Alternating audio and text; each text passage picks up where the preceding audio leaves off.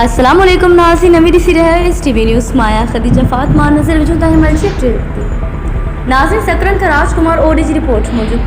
Sindh Chandia welfare association सचवा जी मरकजी बॉडी जो इजलास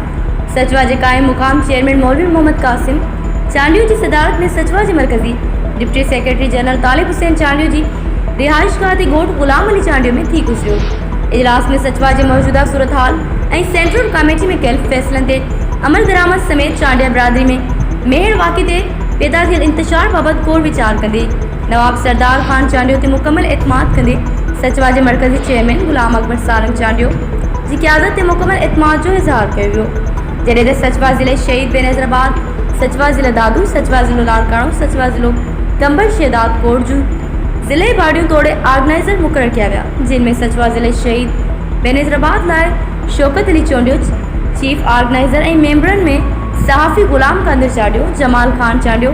अली हैदर चांडियो ऐं मुमताज़ अली चांडियो खे मुक़रर कयो वियो आहे।